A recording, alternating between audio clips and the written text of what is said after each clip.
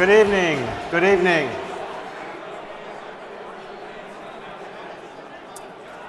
Good evening. So does order in the house. Does anybody recognize the music that just played? It's from a certain era about 40 years ago. Tunch is going, huh? Okay. All right, good evening and welcome to the 40th Annual Semiconductor Industry Association Award Dinner. I'm John Newfer, SIA President and CEO. On behalf of the SIA Board of Directors, thank you for taking part in this special evening as we celebrate SIA's 40th birthday and present our Lifetime Achievement Award and the 2017 Robert N. Noyce Award.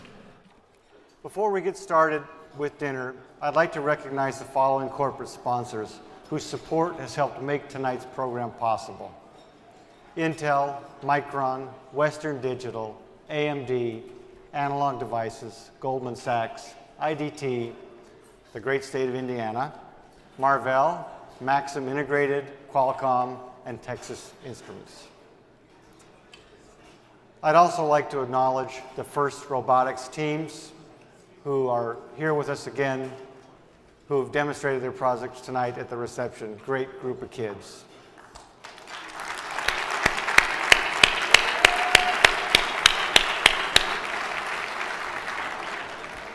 Okay, the Apes of Wrath on this team, and Presentation Invasion, and what's going on the end? Funky Monkey, nicely done. I hope everyone had a chance to check out the amazing work of these talented young men and women. With their great enthusiasm to innovate and boundless curiosity, they are the future of our industry. So besides thinking about the homework you need to get done, and which is surely top of your mind, and I have a 16-year-old home, by the way, and eating all your green beans, I offer you some words to think about, some words of the great Robert Noyce. Don't be encumbered by history. Go off and do something wonderful. So with that, let's give this great group of kids a hand of applause.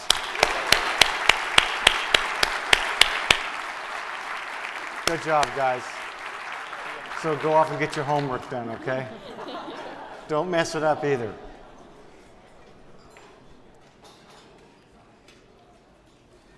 All right, with that, please enjoy dinner. We will begin tonight's program shortly. Thank you.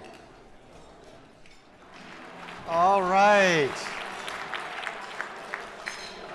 All right, I think the font on my name needs to be a little bigger. What do you think?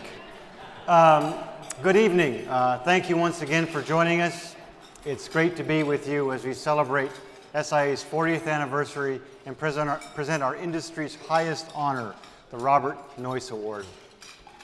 We have an outstanding lineup for you tonight, starting in a few minutes with SIA's newly elected 2018 chair, Matt Murphy of Marvell.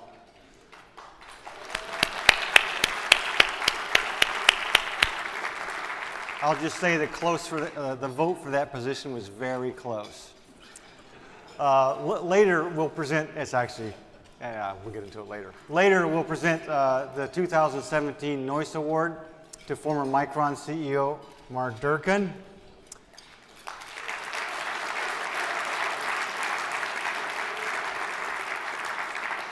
And finally, we'll welcome our keynote speaker, General Keith Alexander, who kindly joined us for a roundtable that was fascinating earlier this afternoon. Thanks for coming this evening.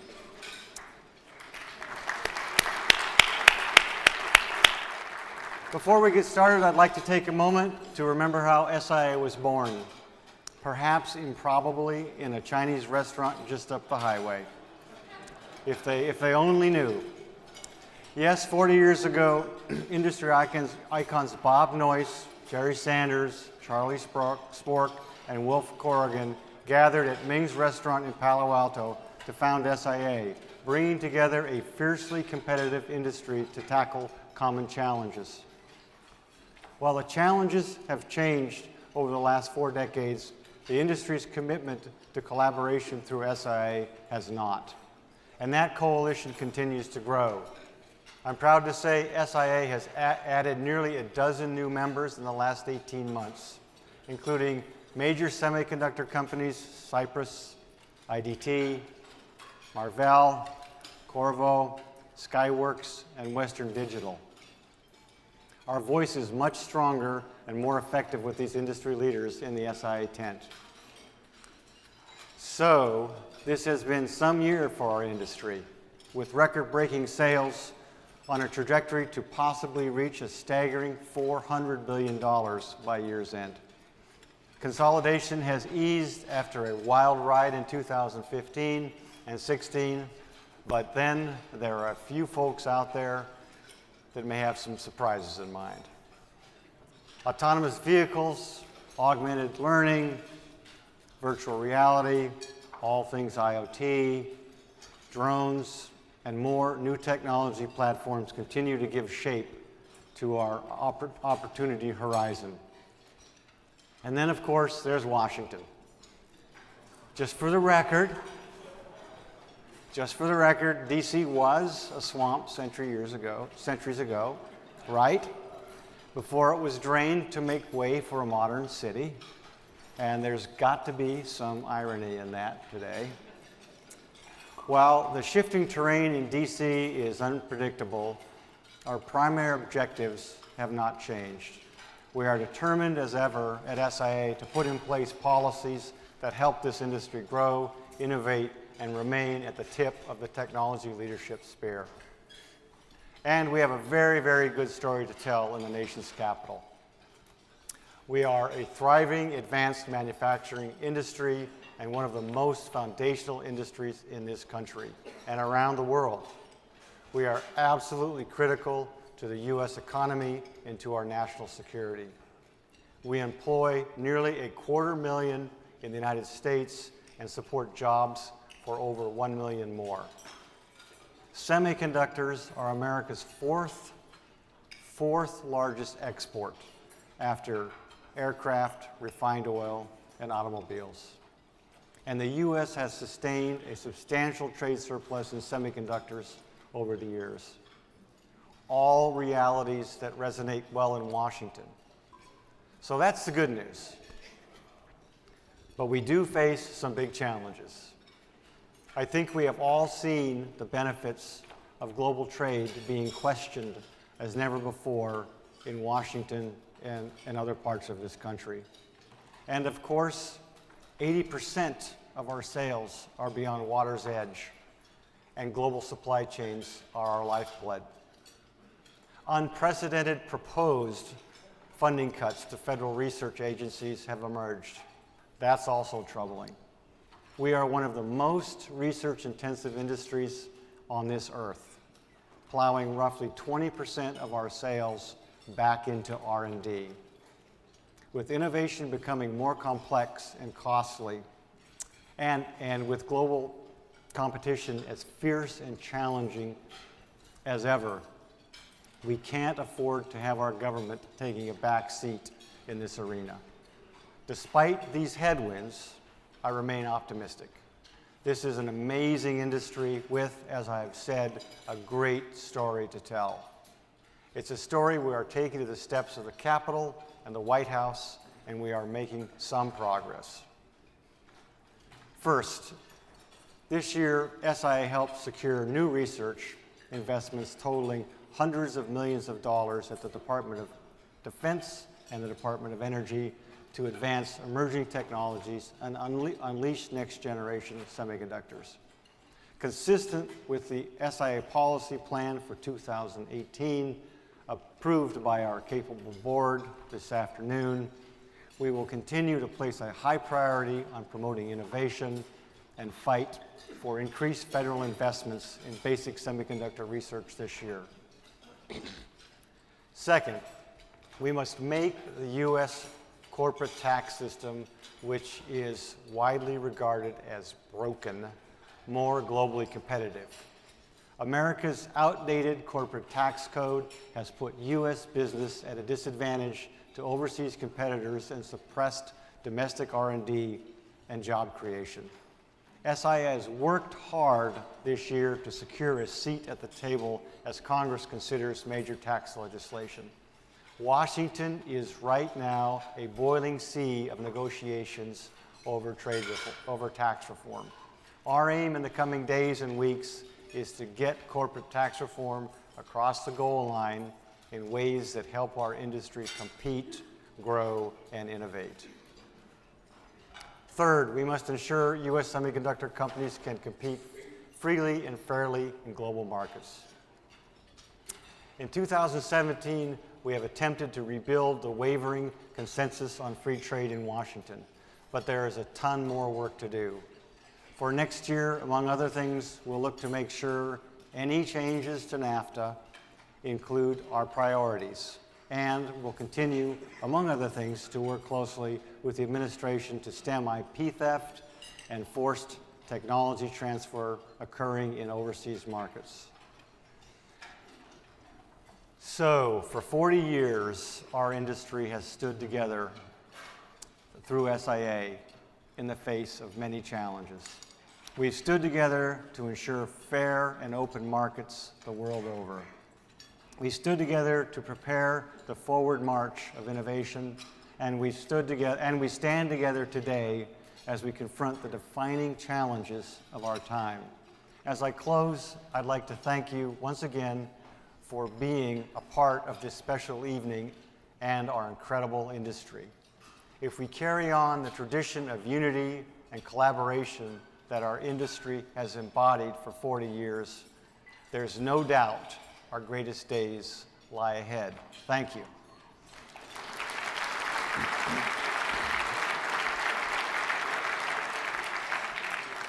All right, that was the hard part for me. Now the fun part. I get to introduce some folks, including our next chair of SIA, Matt Murphy of Marvell. He is a strong leader, an industry veteran, and an outstanding champion for SIA and our industry. On a personal note, it's been a genuine pleasure working with Matt since he joined the SIA board, and I look forward to his counsel and leadership as SIA chair. Before I welcome Matt to the stage, I'd like to take a moment to give a heartfelt thanks to his predecessor, Tunç Doluca of Maxim.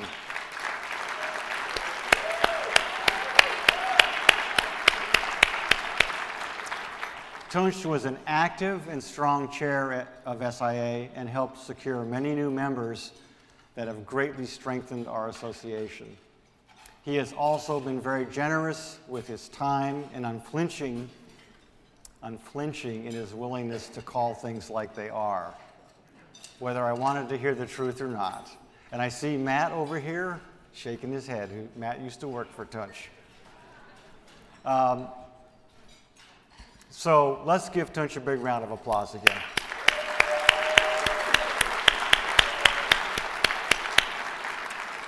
With that, please join me in welcoming to the stage our friend and colleague, SIA's 2018 chair, Matt Murphy. Come on up.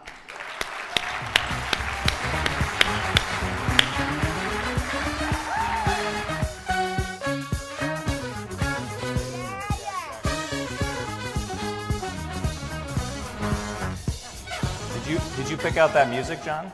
That was pretty special. Anyway, thank you, John. And like everyone else in this room, I truly appreciate the insight, the leadership that you provide in advancing the industry's interest in Washington, D.C. and the world. Look, it's a great honor to be here tonight and to celebrate it with such a special and distinguished group. 2017 marks the 40th year that SIA has served the United States semiconductor industry, and there's no more fitting place to celebrate that than here in Silicon Valley. My history with SIA dates back to 2010, but it would not have happened without help. It started while I was attending the Stanford Executive Program. That's where I met Erwin Fetterman, who's in the audience.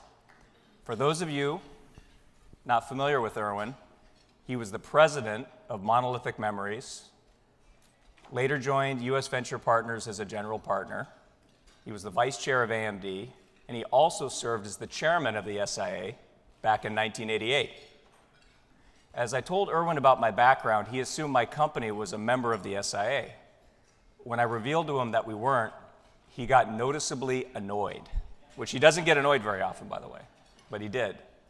And he proceeded to lecture me on why semiconductors were a critical industry, which I knew, and why it was my duty as a leader to serve the greater industry, which to that point I really hadn't thought that much about. And so after listening to him, I knew he was right. I had to get more involved. And that encounter led me and my employer at the time, Maxim, and my boss, Tunç at the time, to join the SIA in 2011. And now, as you heard, Tunç served as the chairman last year, and now I have the honor and privilege 7 years later after meeting Irwin to be standing up on the stage. So first, let's give Irwin a round of applause. I really appreciate the inspiration.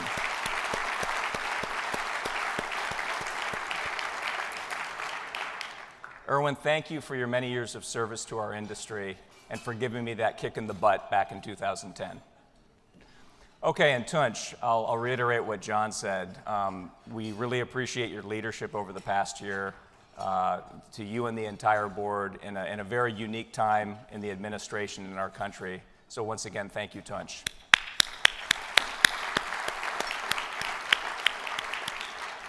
With Tunç and the 2017 board and the SIA team's stewardship, we've been fortunate to work with cabinet members, including Treasury Secretary Steve Mnuchin, Commerce Secretary Wilbur Ross, as well as the chairman of the House and Ways and Means Committee, Kevin Brady. These are relationships we need to continue developing, as our industry's future in many ways depends on decisions made in Washington. Okay, 2018 board met for the first time today, and here's a photo that's actually trending on social media. Hey guys, I'm sorry, the news is out. It's a new chapter in our history. The SIA is now gone viral. All right. So by any measure, few technologies have changed the modern world more than semiconductors. Thankfully, due to the hard work of all of you in this room, our industry is in good shape.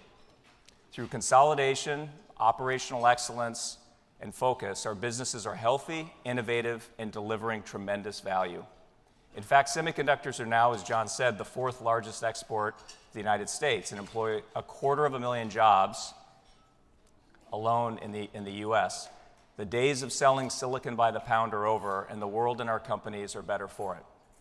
But as far as we've come, we're now entering a new era that holds a promise of even greater success, a world fueled by computing and connection of billions of devices, enabling a wave of new industries such as artificial intelligence, autonomous vehicles, smart cities, IoT, you name it. And none of these would be possible without the amazing solutions made by the companies in this room tonight. But while the future is full of promise, we also face risks. For many of us, this includes growing pressure from shareholders to deliver ever greater, shorter-term results at the expense of long-term investments that are needed to drive innovation. If we don't invest in innovation, we will only accelerate our decline. Maybe not this year or next, but sooner than later, unless we do something about it. Unlike past decades, when our innovation was unmatched, the US now faces formidable global competition. It pushes us to do our best work. But at the same time, such competition is only healthy if it's fair, if the markets are open, and if the playing field is level. That's why we need help from Washington. We need to build awareness and support for our industry on a wide range of issues, from fair trade to immigration policy, tax reform. Our industry's success depends on, to a great degree, what happens in Washington. So as busy as we all are running our companies, we need to push harder, individually and collectively, for policies that advance our interest and the national interest of maintaining a global landscape for our industry. I want to close my remarks tonight by talking about legacy. Here's a photo of the Traitorous Eight: Gordon Moore, Sheldon Roberts, Eugene Kleiner, Robert Noyce right there in the middle, Victor Greenwich, Julius Blank, Jean Hernay, and Jay Last. Along with Sherman Fairchild, they set out to change the world, and they founded Fairchild Semiconductor, a company that changed the course of history. I bring this up because as generations pass and board chairs and members come and go, we all have a legacy to uphold. We can only uphold that legacy by continuing to promote a better future for our industry and for the world. I have confidence that the people gathered here tonight can make that happen. And take a look around in the room at the power that exists with the people in this audience tonight. You know, SIA can provide the platform, but only you can make a difference. And the only way to do that is to get involved. We all believe in what our industry can do, but we can accomplish so much more when we do it together. I'll close by saying that I look forward to working with all of you and the entire semiconductor industry to build a better future together. Thank you very much.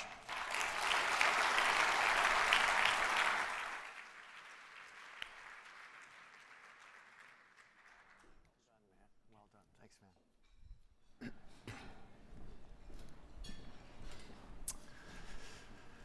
man. Okay. Thank you, Matt, for that wonderful speech, rousing speech. We look forward to your leadership in the year that lies ahead. For an industry relentlessly focused on the future, tonight provides a special opportunity to reflect a bit on our past. Before we continue with the evening's program, let's take a moment to mark SIA's 40th anniversary and celebrate what we've accomplished as an industry over the last 4 decades. Progress has always been about competition, the race, the struggle, the push to grow faster, to climb higher, to reach the light first. But that's only half the story. Progress also takes collaboration between individuals, between teams, between companies, and between industries. Progress requires unity of purpose, even among competitors. Since the middle of the 20th century, semiconductors have been at the heart of technological progress. Early electronic devices made to solve simple equations could take up entire rooms. They were expensive and unreliable. The semiconductor changed all that, doing the work of a basement full of vacuum tubes with one chip. In 1965, Gordon Moore predicted the number of transistors that could fit in 1 square inch of integrated circuit would double every 2 years. They called it Moore's Law, and for half a century, through competition and collaboration, the semiconductor industry has made it true. Semiconductors powered the personal computing revolution, putting incredible capability in our homes, on our desks, and in our hands. They make electronic devices of every kind smaller, more affordable, and longer lasting. They make vehicles smarter and safer. They make healthcare stronger with earlier and more accurate diagnoses. Semiconductors make the Internet of Things possible, leading to smarter, safer, and more efficient homes and workplaces. They help farmers track crops. They're crucial in all space travel, every video call, every email, every smartphone, and in every digital photo you've ever taken. Semiconductors strengthen our military and make our troops feel a little more connected to home. For 40 years, industry leaders have come together through the Semiconductor Industry Association to propel research, design, and manufacturing in the United States. SIA works with leaders in Washington and in capitals around the world to enact policies that promote free trade, fuel innovation, and drive business. We give voice to an industry vital to America's national security and economic strength. SIA's landmark accomplishments over the last 4 decades have helped make our industry stronger and our technology more advanced than ever before. But there's so much more to do. Semiconductors give rise to emerging technologies that were the stuff of science fiction not long ago. Working together through SIA, we'll help fulfill the promise of these transformative technologies and move our great industry forward. SIA, helping the semiconductor industry build the future for 40 years and counting. Okay. I just love that line. Every digital photo ever taken is powered by semiconductors. So now it's time. Now it's the time in the program when we intended to present SIA's Lifetime Achievement Award to a man who has served on the front lines of SIA history for nearly 40 years, Ambassador Alan Wolf. Unfortunately, one of our favorite airlines let us down, and Alan is still in Washington tonight. So he'll have to just receive tonight's award via FedEx.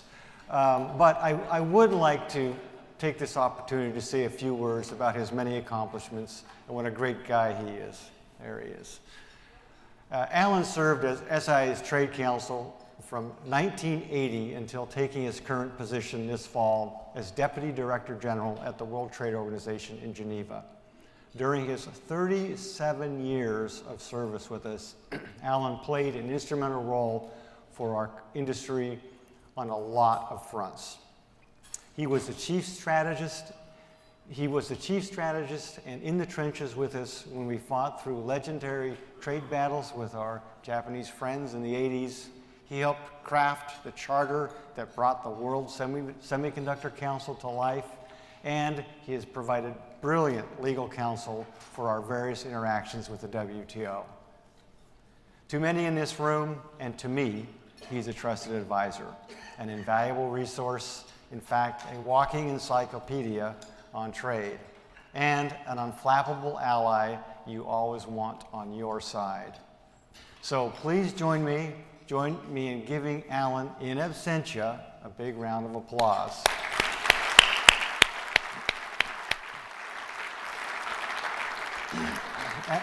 Alan was heartbroken he couldn't be here tonight. Now it's time to turn our attention to the presentation of the semiconductor industry's top honor. We'll start with a short video about the award's namesake, the great Robert Noyce.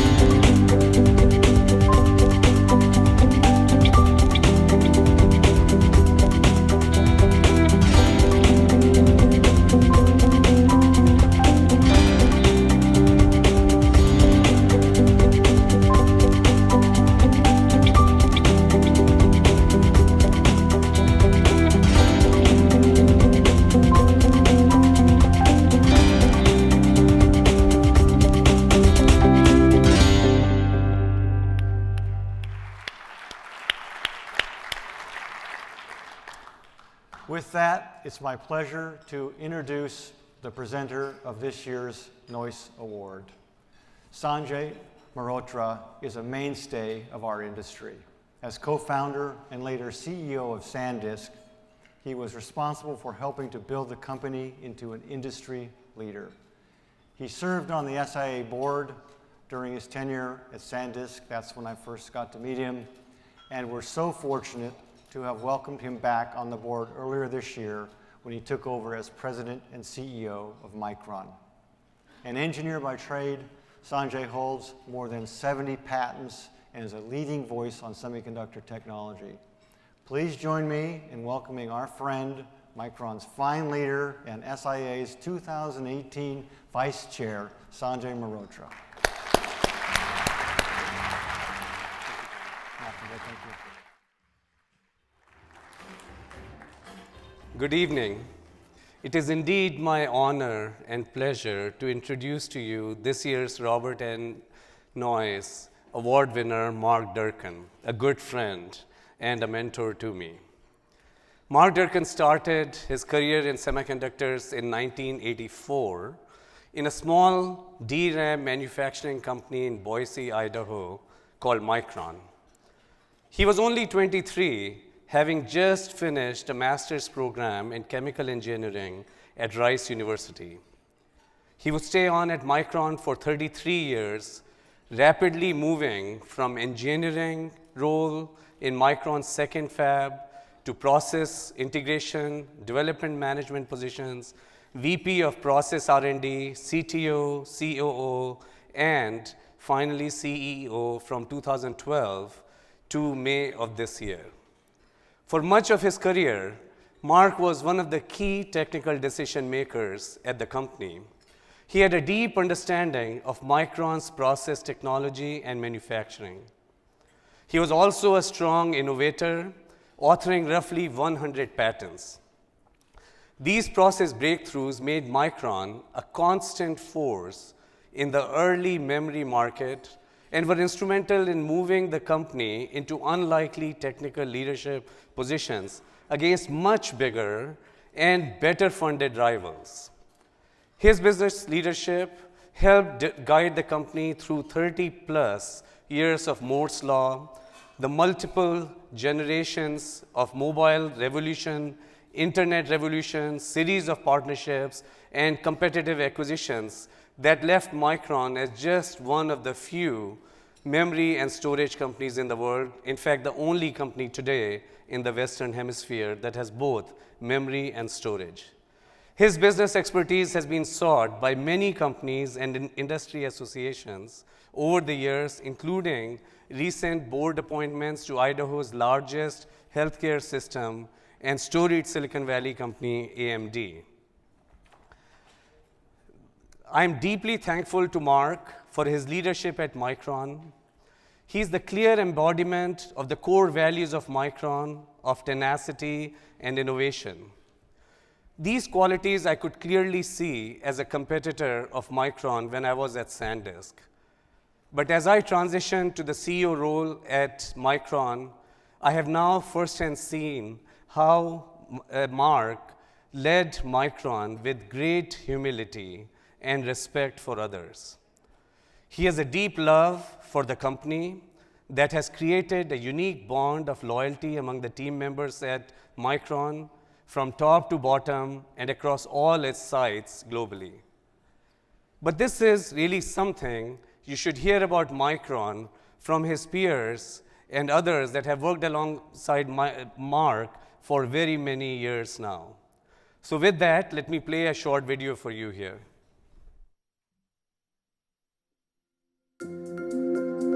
Mark had some really amazing impacts, not just on technology at Micron, but really on technology around the whole industry.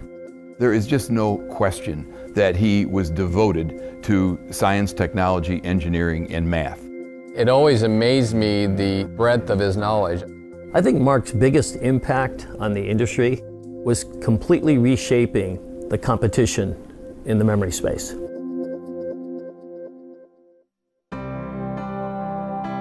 My first impressions of Mark when he was a fresh new engineer in 1984, it immediately gave you the impression that he was very brilliant. One of Mark's greatest attributes was his ability to take kind of a fundamental idea, like a different way to do lithography, and then take that and go all the way through to imagining what business could be created with that. Way back in the late 1990s, Micron made its first major deal when we acquired the memory business of Texas Instruments. At that time, Mark was leading Micron's technology development teams. Mark's ability to take very complicated tasks that at times seemed insurmountable and bring those down to simple things that we had to go execute really instilled confidence in the whole team and their ability to go take on big challenges. Besides being a great technologist and leader, Mark was fundamentally a very down-to-earth person. A great guy to work with, the kind of guy that you could make fun of, have laughs with, just like anybody else. Fast forward to 2012 when Micron had the opportunity to combine forces with one of our very large and long-term DRAM competitors, Elpida, Japan's last remaining DRAM maker. As if this deal was not challenging enough, early in the process, Elpida declared Japan's largest ever bankruptcy, and our CEO at the time, Steve Appleton, tragically passed away in an airplane accident. One of the most difficult days in my career was obviously the day that Steve Appleton passed away, and I had the unfortunate task of having to call Mark that morning and informing him of Steve's accident. Mark had previously decided that he was going to retire, and he made the decision very quickly that morning that he was going to come back and lead the company. But maybe more importantly, he did a remarkably good job of rallying all of us that even with such a difficult event occurring, that we were going to carry on and that we were going to be fine. I think that was a real pivotal moment for the company. Mark stepped into the CEO role and took the reins on the deal. He had the courage to overcome massive headwinds and ultimately win over several naysayers. The strategy was very simple, but very difficult. And the strategy was to be a survivor in the memory business and ultimately become one of the leading memory companies in the world. Coming up, the CEO of Micron Technology, Mark Durcan.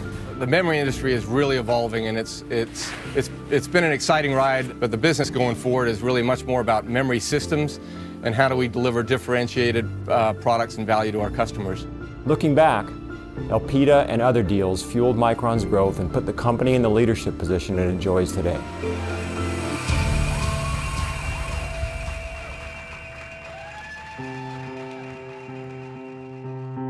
Micron in general is known as really the lead company in this town. So to have Mark as CEO front and center is really important to the community. It was Mark's leadership that allowed us to accept from Micron a $25 million donation to build the materials science building. And again, thanks to Mark Durcan for his leadership.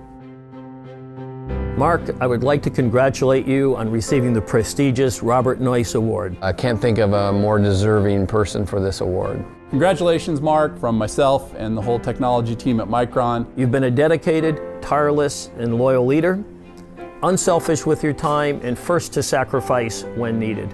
On behalf of 35,000 Micron team members and their families, Congratulations on getting the Robert Noyce Award. Well deserved. Congratulations. thanks, Mark. On behalf of Micron, thank you, Mark.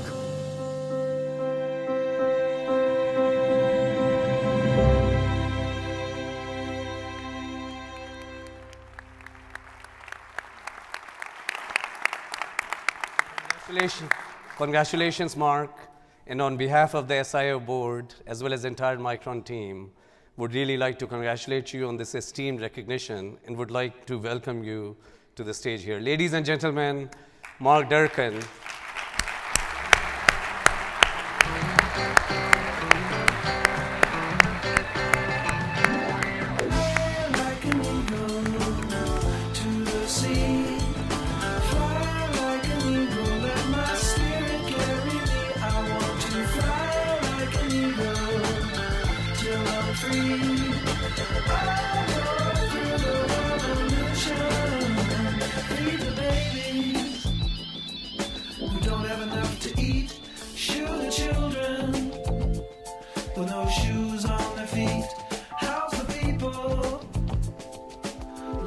Well, good evening. I'm sorry for subjecting all of you to that video. It's humbling to think about the small part that any one of us plays in a technology industry that grows and changes so quickly. All of us were likely early believers in the huge influence technology would have. But the impact and reach of semiconductors today is outstanding and astounding. While the world is so different than when I was growing up, anyone remember vinyl 45s? Sometimes it doesn't seem like the progress comes fast enough. I recently helped my eldest daughter, a teenager, buy her first car. And I can tell you in all sincerity, I was seriously wishing autonomous cars were already here. We're close, and I opted for some collision avoidance upgrades, but you're going to have to live in a world with my daughter behind the wheel for at least a few more years. So buckle up. Seriously, autonomous cars were the stuff of science fiction just a few decades ago. But we're now experiencing a pace of change that even Bob Noyce, with his immense vision, would have likely been hard-pressed to predict. It's truly amazing to witness the innovations that the semiconductor industry and all of us have brought to the world. I'd like to extend my thanks to the SIA for the honor of this award. I want to thank John for his leadership and congratulate Matt and Sanjay on their respective nominations as chair and vice chair. You're all in very good hands. Since 1977, Significantly before I began my career, the SIA and its leadership has been instrumental in driving our industry forward. It's impossible at a moment like this to acknowledge all the help from so many colleagues, collaborators, partners, educators, and friends that has guided my career and kept me focused and fruitful and productive and endeavoring to drive the industry. But I would be remiss not to acknowledge a few of the many great industry leaders that have helped me throughout my career. First of all, at Micron, in addition to my board, Bob Switz and Bob Bailey, who are here tonight, I want to thank the many colleagues that have helped me and that I've had the honor of working with through the years. Some of whom you just heard from in the video, and many others of whom are in the room with us tonight. In the early days, Steve Appleton, Tyler Lowry, Randall Chance, Ward Parkinson were all important mentors and role models for me. Many great partnerships should be recognized also. But my long-standing relationship with Intel, including, of course, Brian Krasinich and many of his team that are here tonight, stands out among the others. And like the rest of you, I'm indebted to many friends and partners in the SIA and supplier communities, including, amongst so many others, Rich, John, Jim Bagley, Sas Somek, Martin Vanderbrink, all true giants in this industry that I've had the honor of working with and learning from. Finally, and most importantly, I'm nothing without the support of my family members who have made so many sacrifices through the years as I focused on Micron and its success.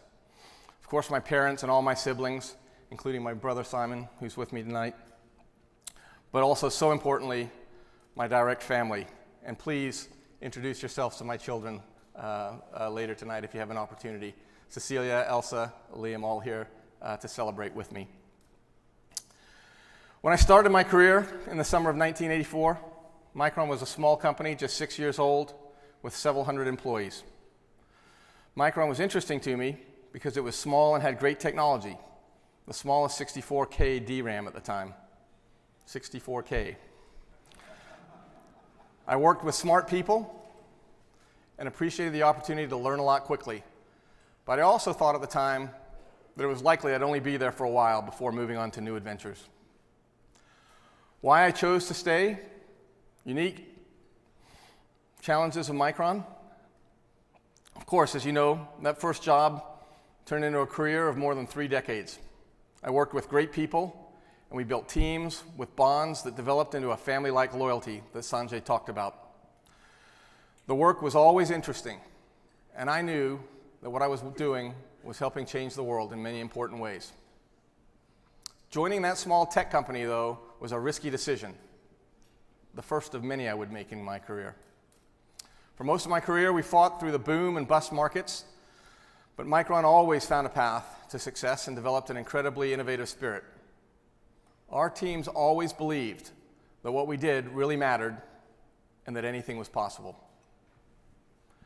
The journey was all about memory, growing from an essential but commoditized component of personal computing into a critical technology that will be a driving central ingredient of the future information economy. In the early days, we were known as the kings of shrink. Funny term, huh? But we also won through process simplicity and novel process integration techniques. Later, we were the first to adopt many fundamentally new process technologies. And because we were a standalone company with a limited balance sheet, we took more technical risk than most of our competitors. All that scaling, though, has led to monolithic memory devices that store a terabit or more versus a handful of kilobytes when I started. A memory component today can be more than 1 million-fold more dense, and they're in almost every device you can imagine, from supercomputers to watches to cars. The applications we now serve are much more diverse than the PCs that drove the market in the early years, and the products have also evolved dramatically. Think about it. I've had the opportunity to work on DRAMs, SRAMs, NOR, NAND, phase change, 3D crosspoint. I'm looking at Alfazio, he's done all that too. But many other new and exciting technologies as well, including CMOS imagers and a few other products to boot. A much broader set of applications now finds significant value in specific memory technologies tuned to the application, and system architects must prioritize memory strategy at the outset. And the memory industry had to consolidate along the way, so that now memory and storage developers can think longer term and invest in the new technologies and solutions these applications are demanding. I'm proud of the work we all did together at Micron through the years to help accomplish these industry transformations. It's been an amazing privilege to have had the roles I've had through all this change. From my vantage point, I can see we are ushering in a completely new era for memory and semiconductors. We now have access to extraordinary amounts of data, both human and machine generated, data that has the power to unlock new frontiers in almost every field imaginable, from personalized healthcare to atomic precision manufacturing. Unfortunately, much of that data will spoil like a melting ice cube unless we find ways to filter out the noise, isolate just the data we need, and use it quickly. We must learn to collect, structure, and process data fast enough to make valuable use of it. This challenge is apparent in the most talked about new applications that Matt discussed. Artificial intelligence, autonomous driving, machine learning, to name just a few. And thus, to achieve the tantalizing productivity gains they promise, we must embrace fundamentally new paradigms for computing system design. While Moore's Law continues to defy those who try to say it is completely dead, our ability to make efficient use of those extra transistors that it creates is diminishing. The increasing parallelism of multi-core machines has placed a great stress on data buses. Workloads used to be 10 operations per byte of data and are now, in many cases, 10 bytes of data per operation. When you need rivers of data, the drinking-sized straw of a data bus in a traditional computer just won't do anymore. All these forces are driving a renaissance in computing architecture, and memory storage innovation must play a dominant role in determining how next-generation systems are designed. Many problems will not be solved efficiently unless we can filter, manage, and act on the data at the edge without spending the energy and time to move that data to a centralized processing engine. Yes, new packaging technologies will help, but they will not be sufficient. Putting these data systems together is the next great challenge for the industry, and no single one of us, no single company here has the abilities to solve all aspects of the challenge. We must collaborate in new ways to bring our best ideas together. If we do so, years from now, the 70th anniversary of the SIA, Noyce honoree, will come to this stage and discuss an arc of innovation that not one of us today can imagine in its entirety. Thank you all for the phenomenal ride we've enjoyed together. I'm sure the future holds many more adventures for all of us. Thank you.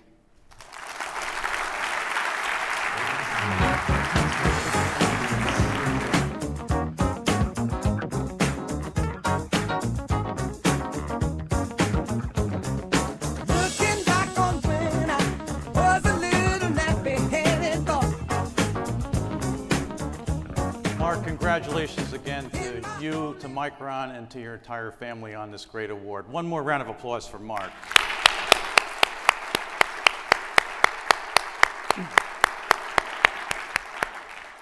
It's now my great privilege to introduce our special guest speaker for this evening.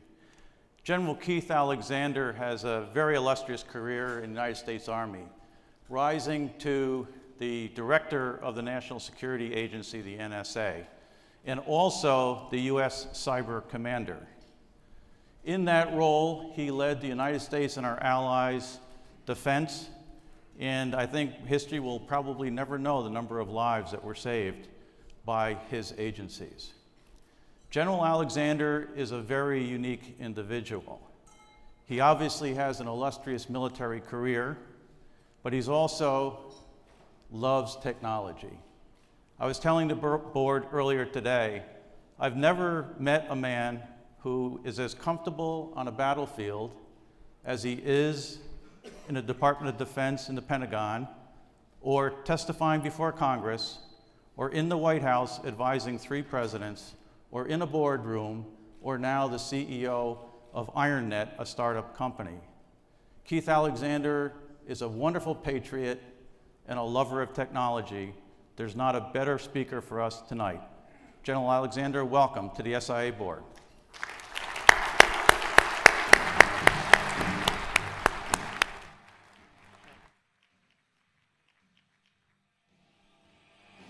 Well, thank you, John. Thanks for that introduction. Can we tape that for my mother? She wouldn't believe it. I know you got your daughter. Let's give Mark another big round of applause, please. Your daughter wants that R8, the Audi R8. So I think I'm trying to help you out here a little bit. That'll make up for the discussion. I have 4 daughters, so I know how this works. What an honor and privilege it is to be here. It really is. You know, it is ironic. As John said, I was the first commander of U.S. Cyber Command. And thanks to you, cyber is a reality.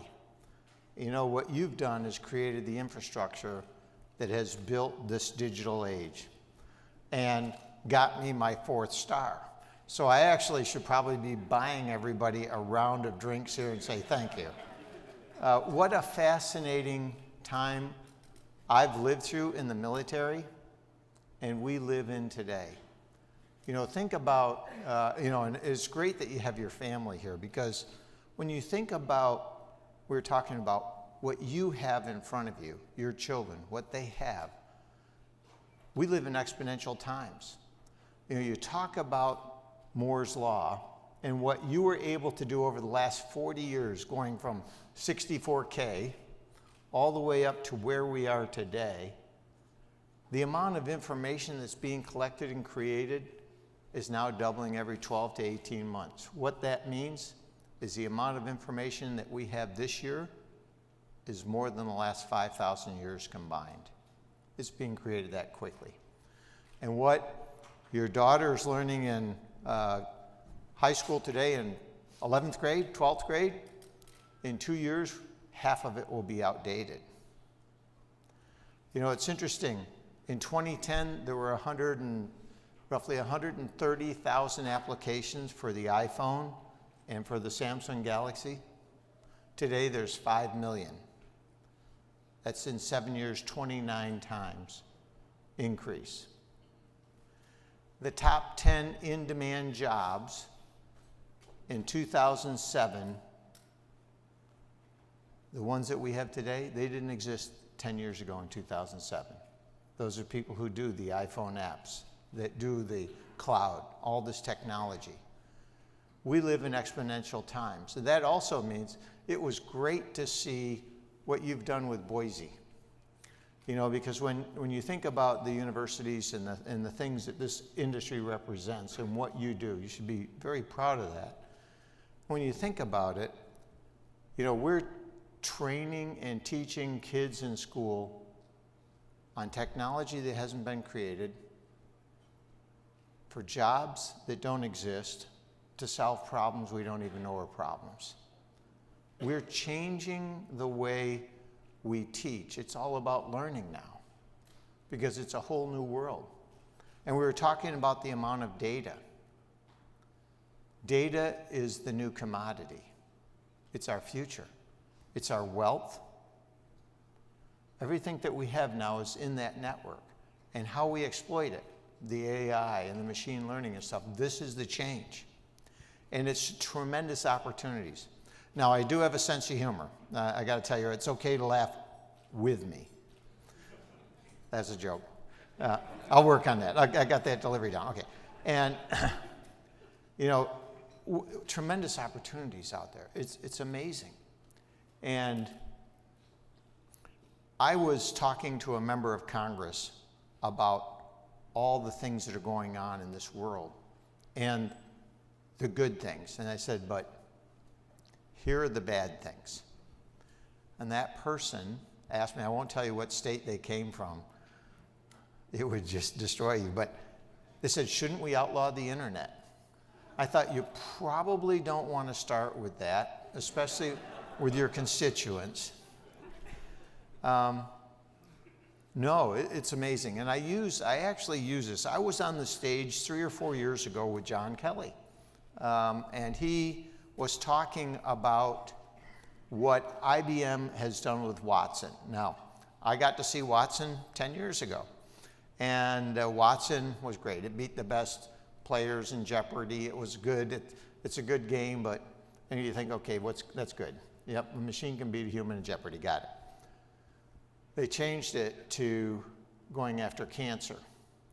And it used to take, and I think I got the statistic about right, but it would take the best radiation and chemo doctors, 5 of them, about 30 days to come up with the right radiation and chemotherapy for an individual with this type of brain cancer. 30 days. With Watson, they got it down a couple of years ago to 9 minutes, and it's even better today. In fact, we were talking about a year or two ago, there were 4,000, now they're up to 40,000, going to 500,000. What your industry has allowed to happen is to get machines like this to help us solve problems on cancer, on Alzheimer's, all these diseases. Think about what you've done to help our world get better, to take care of people, to have a better life, for that brand new car that you're going to get. This, I'm sure, going to be like an Audi or something. And I'm working it for you. I'll keep working on it. And when you think about the opportunity, it's amazing. And you've done that. There is a downside. And that downside is cyber. It's also this connections that we have, and it's all about bringing everything together. Can be used for good, and our adversaries will use it for bad. I'm going to just hit some highlights on it. I'm going to talk about where I see the future of some of these countries. And then, in the interest of time, I'm going to ask me a few questions and give you the answer. No, I'm going to give you a few thoughts about common questions that I get. I used 2007 for the iPhone, but I also bring it out because it was the first time that we saw a nation state, Russian hackers, attack Estonia in May over a problem that was going on when Estonians tipped over a monument of Stalin. A huge distributed denial of service attack against Estonia lasted about 10 days. I had an opportunity to go and talk with President Ilves from Estonia. They set up the NATO Cyber Center there, but it impacted that country in ways that you would never expected. They vote online, they bank online, they are 1.4 million people all networked. It stopped the way they worked. A year later, again, Russian hackers, FSB, attacked Georgia. At the same time, Russian troops moved into Georgia. Russian hackers hit their bank and hit their government. Now, it's interesting. You know, for the record, I have never met with Putin. I have never met Russian things. There's, you got to have a sense of humor. That's a true story, though. I saw the Attorney General up there today, and I've never met the ambassador, whatever his name is, either. And now, having said that, I do owe some level of thanks to Russia, because in October of 2008, NSA, my agency, recognized some information classified in an area that it probably shouldn't have been, overseas. We said, that's odd. And you'll find the irony here in that when we went to the agency, the Secretary of Defense Security Network guys, NSA was not authorized to go in. True story. We had to be invited in. So we knocked on the door. They opened up the door and we said, we think you have a problem. And they said, these aren't the droids you're looking for. Close the door. And so it took our guys about 6 days to get them to allow us in. I have a few sayings, and Lisa and I were talking about this. One of those is, well, I'll give you a couple of these, but no good deed goes unpunished is one of them. And the other one is all bad things happen on a Friday afternoon to screw up your weekend in government. 24 October, 16:30 Friday afternoon. These guys, 5 guys, not Hamburg guys, but actually tech guys from NSA. That was a joke. I can go slower. And I know it's not funny at 8 o'clock. Okay, I got it. And they knock on the door and they go, "Sir, we got a problem. I know you're here. It's Friday afternoon. You're going to screw up my weekend." They said, "We found 1,500 pieces of malware on a classified network." I said, "That can't be good." And they said, "That's why you're the director. You picked right up on that." And I said, "Okay, I got it." And so I turned around and I called Secretary Gates. I called Chairman Admiral Mike Mullen. I told him about the problem. Then I sat back around, and you know some of these guys, John, and some of you probably know Dick Schaefer, who led information assurance, and some of these guys. Turned around. I said, "Okay, we found this problem. How do we fix it?" And so we came up with the idea. Now, being a general officer, my job in this discussion was to determine how long it could take. I had another saying: nothing is too hard for those of us who don't have to do it. I'm thinking, okay, you got to build a new system, got to get all the encryption in it, you got to get it put on the network. Doesn't sound like a big job to me. What do you think? What do you think? 22 hours, 24 hours? How long is this going to take? And it's a Friday, so you got sometime tomorrow afternoon we should have this ready to go. 22 hours later, they had it up and running. The reality, nobody else in the world could have done that. It solved the problem that day. So Secretary Gates now knows, problem identified, 22 hours later it's solved. The next Monday morning, it was, you got to have a sense of humor in the military. The first thing the services do when they come back in, "Oh my God, we've been hacked. Start counting your systems." We said, no, you've been hacked. Nobody stole anything, it's just been hacked. But the services over the next couple of weeks would try to count to 7 million, the number of devices the Department of Defense has.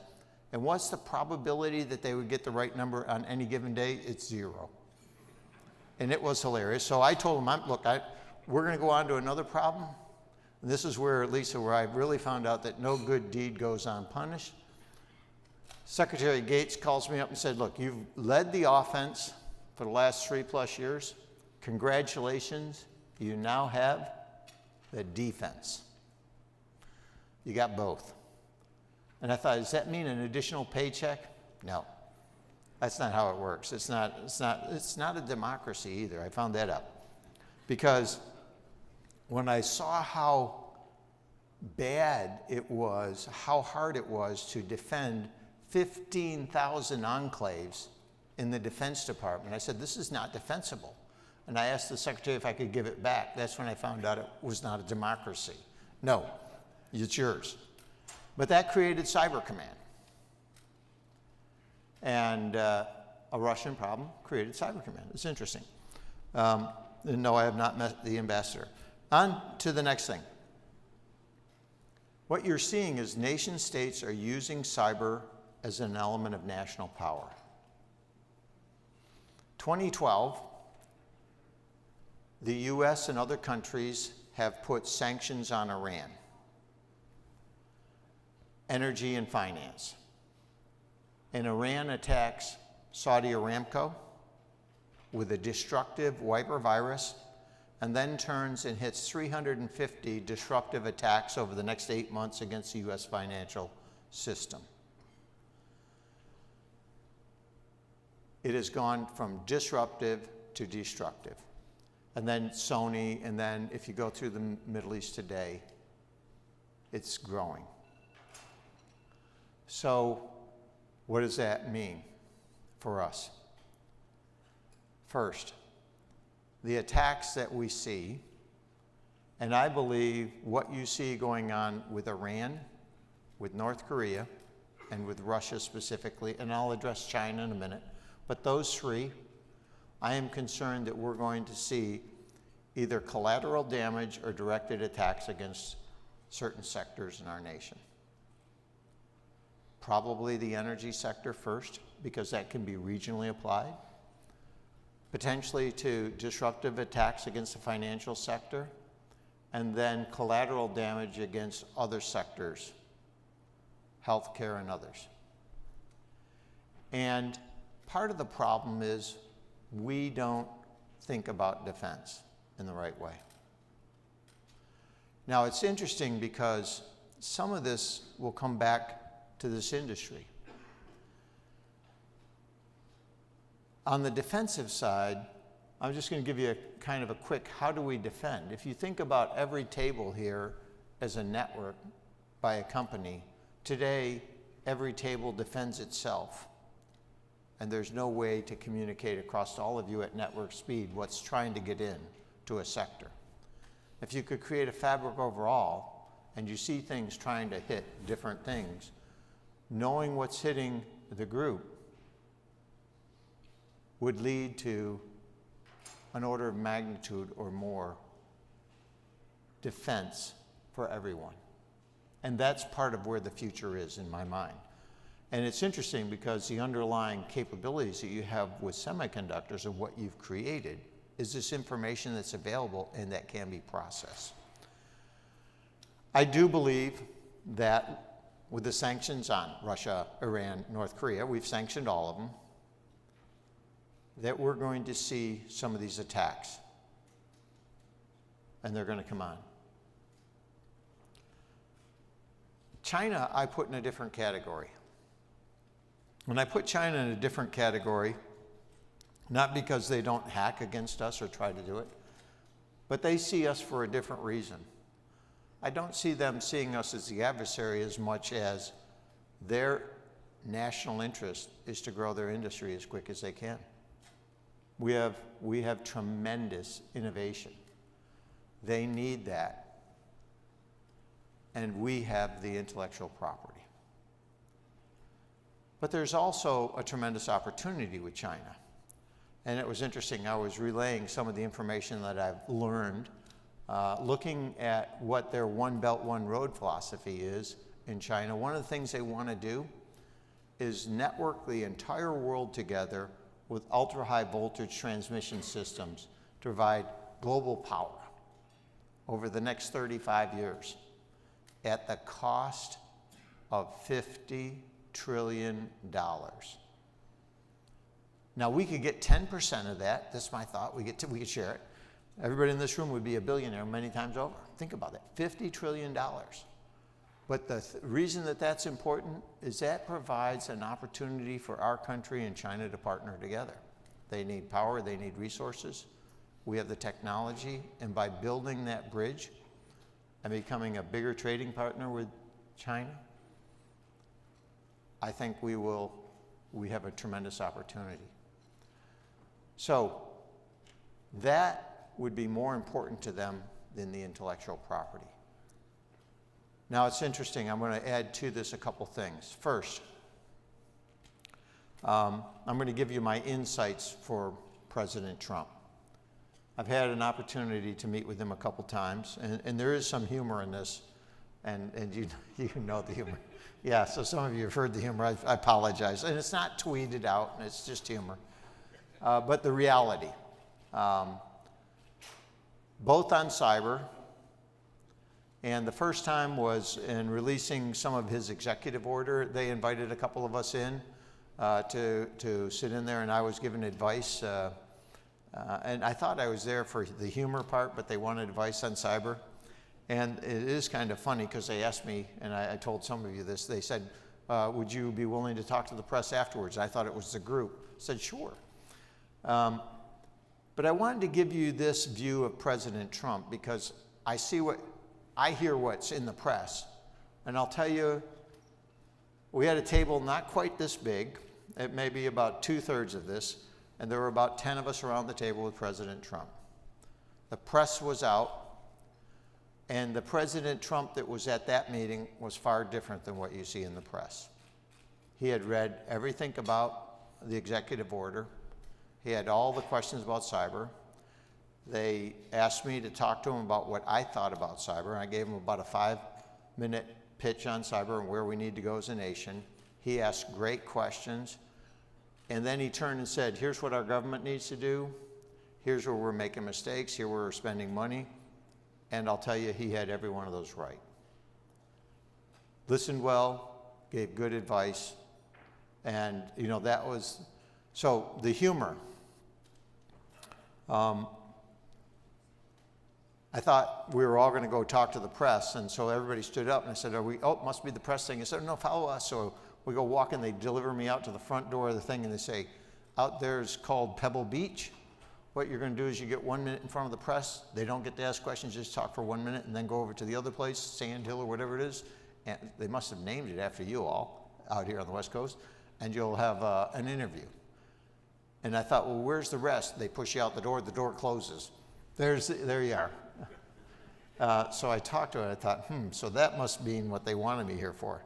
But I told them what I'm now telling you, is that that's the president our nation needs to see.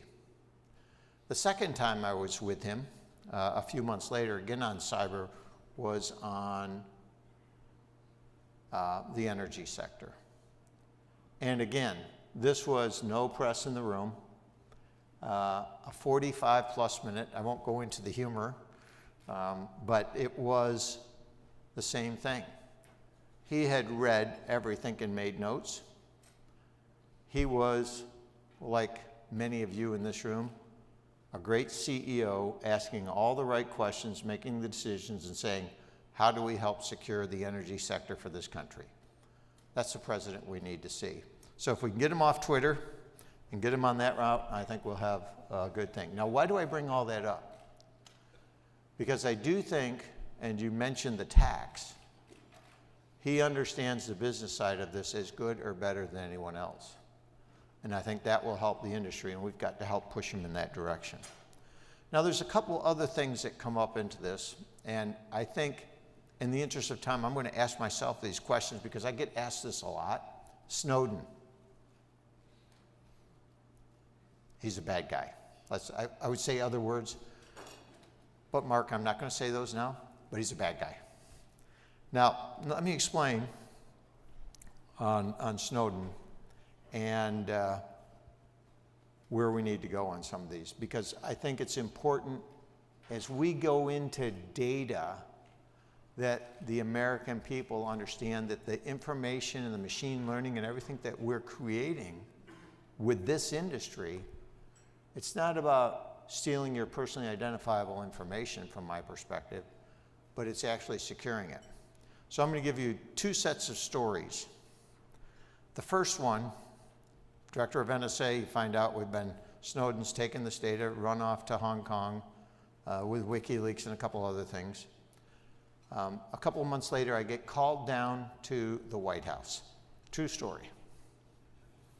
And the NSC table's about this big.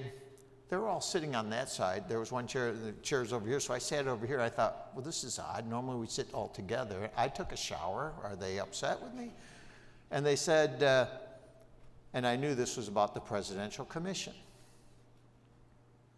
And they said, we're going to set up a presidential review group on NSA. I said, this is great. I've got some names. We can get Condoleezza Rice. We can get Colin Powell. They can tell the American people what they did. True story. They said, well, and they had these 5 folders in front of them, and they slide them across with their fingertips. Now, they know I'm an Army guy. They figure they're going to lose their hand if I get it. So they slide them across. I grab their thing. They grip their hand back. And I open up the first one. I'm cleaning up my language right now as we talk. And I said, you've got to be kidding me. And this person here is a yada, yada, yada, yada, yada, yada, board member of the American Civil Liberties Union. They're suing us, and you're making this guy a review group. And they said, the president has decided. So being a good soldier, I said, okay. Go back up to NSA, and a couple days later, the review group comes up. And sitting where Irvin is, and thanks for bringing Matt on board here, but about where you are, this guy's sitting at the table like this. You know, it's like, Darth data. And he looked at me like that, and I looked at him somewhat askance. And so I thought, well, we'll just tell him what NSA does and how we do it and what we've done with this data. 100% review. And then we'll have the young folks that run the programs come in and show them what we did over the next 5 weeks and do a 100% audit of everything. And they did that. 5 weeks later, I come back into the room. This guy gets up around the table and starts coming at me, and I think, uh-oh, I don't have my protection unit, but I'm in pretty good shape. I think I can take him if I have to. And he shakes my hand. You know those people that shake your hand and your whole body moves? That's what he did. And he goes, you and your people have the greatest integrity of any government agency I've ever seen. I was stunned. But I thought it was like Christmas time. I quickly got to my wits, and I said, okay, tell the president, tell Congress, tell the American people, and tell the people of NSA. And he said, I'll do that. So I'm going to read you the statement here, because I think it's important for what we can do with data in the future. To say I was skeptical of the NSA is in truth an understatement. I came away from my work on the review group with a view of NSA that I found quite surprising. Not only did I find that the NSA had helped to thwart numerous terrorist plots against the United States and its allies in the years since 9/11, but I also found that it is an organization that operates with a high degree of integrity and a deep commitment to the rule of law. Signed, Jeffrey Stone, Presidential Review Group member, acting dean at the University of Chicago Law School, and a board member of the ACLU.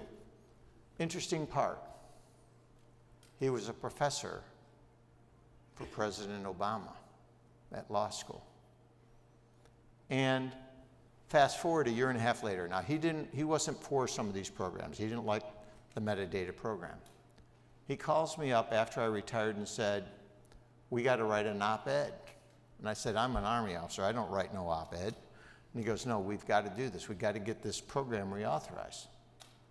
And my comment would be, well, I thought you didn't like the program. He said, I don't like the program. But here's the deal. If we don't have a program like this to protect our country and we get another attack, we won't have civil liberties and privacy. So Jeffrey Stone and I did do an op-ed, and that program was reauthorized. And it shows you that a board member of the ACLU and an Army officer can get together for the good of the nation and do what's right. And I think we need to get that in politics and the folks in Washington to help here. So I think there's an opportunity. I do think you're going to see this tax reform and some other things.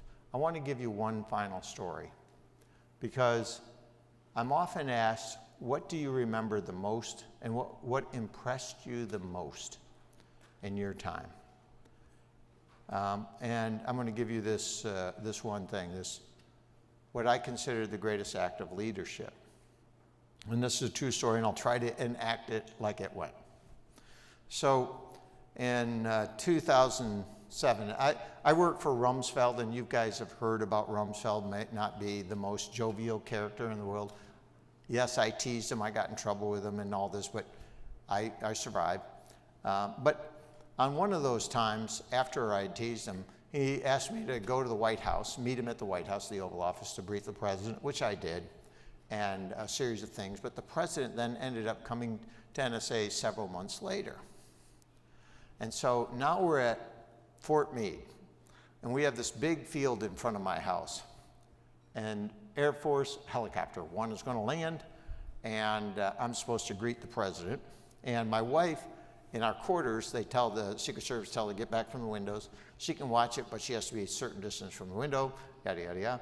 So the president gets off, and you say, so where am I supposed to ride? Do I ride with the president? He said, well, here's how it works. Secret Service says, here's how it works, General.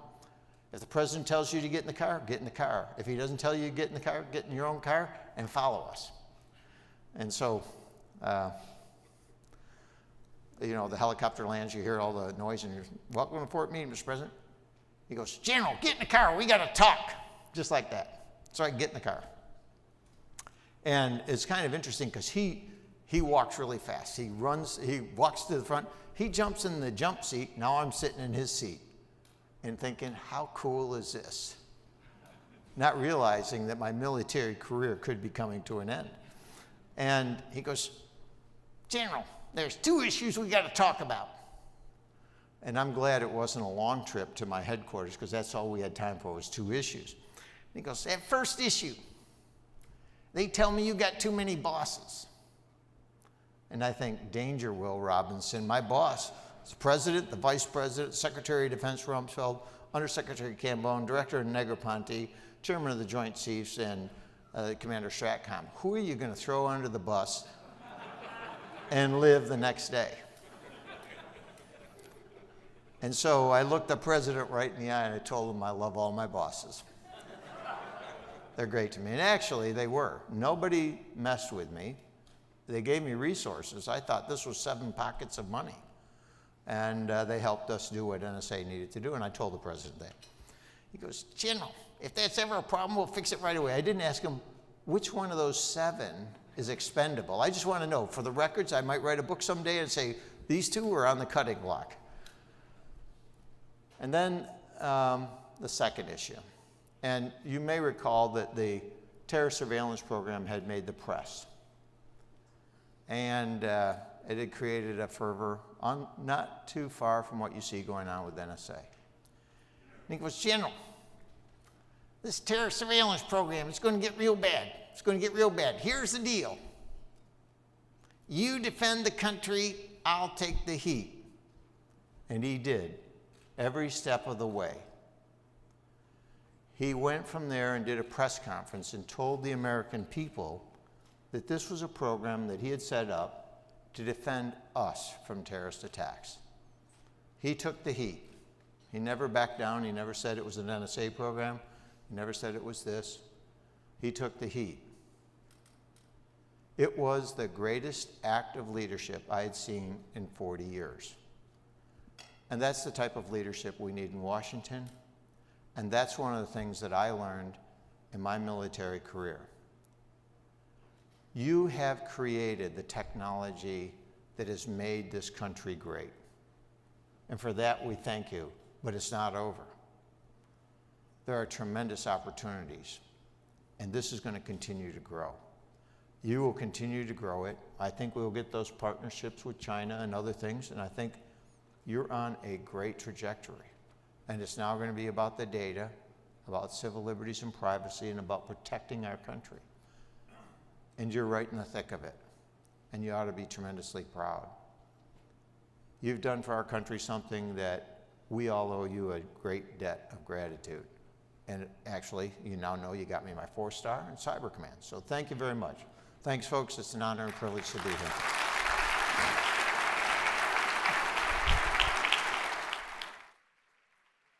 Right on the mark. Thank you. Okay. General Alexander, thank you for that fascinating presentation. I think I can safely say that that is the most humor-laden presentation given by a 4-star general who used to run the NSA in a purple tie tonight we've ever had. And I also want to thank all our speakers and all of you tonight for joining us. We hope you've enjoyed it. Everyone is invited and encouraged to continue the evening at the post-party just outside these doors, hosted by Intel, Micron, and Western Digital, which will begin shortly. We hope you'll stop by to continue enjoying the evening and some SIA birthday cake and check out some pretty cool ice sculptures. So with that, good night everyone, and hope to see you at the post-party. Thank you.